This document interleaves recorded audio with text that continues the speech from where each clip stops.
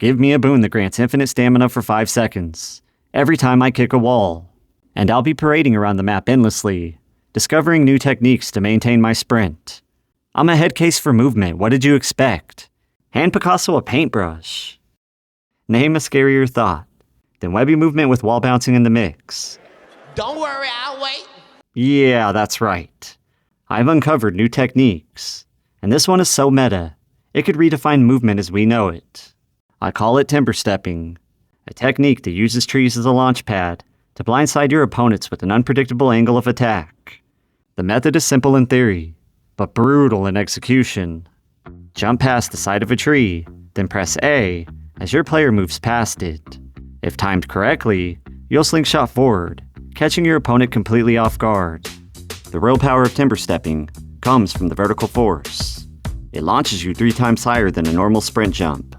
That means you're either leaping out of a player's field of view, or forcing them to hyperextend their aim at a ridiculous angle. And when their crosshairs scrambling to keep up, you dictate the tempo. Wow. If you're struggling with the timing, avoid the inside curve of a tree and focus more on the protruding side. That slight adjustment can make all the difference. But timber stepping isn't the only trick I've got up my sleeve. Let's talk about wall bouncing. This move thrives in close quarters combat, letting you disrupt enemy tracking while staying unpredictable. In this circumstance, my opponent sprint jumps out of cover as I sprint jump in, staying close enough to trigger a wall bounce instead of a mantle. As they turn toward the wall expecting to see me, I bounce in the opposite direction and land into a slide, slipping right behind them with no chance to recover. Wall bouncing also shines in feigned retreats. Normally, when I fake a retreat, I cut back into the enemy's line of sight with a slide to throw them off. But if that doesn't do the trick, I'll reset, push toward cover, and repeat the movement. But this time, as I push back in, I bounce off the wall, completely flipping the pace of the fight.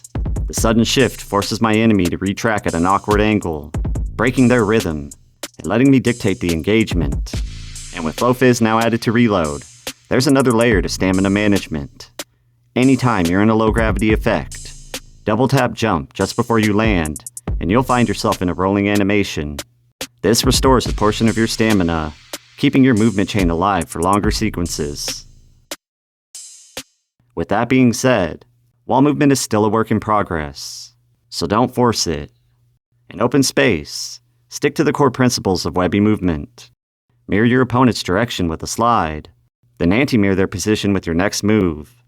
Sprint jumping is your eject button, the lifeline when you need to reposition or escape a bad situation.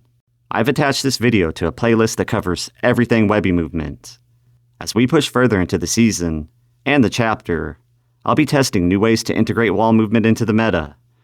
And trust me, I've only scratched the surface of what's truly possible. But that's it for now. Stay sharp, Weblings.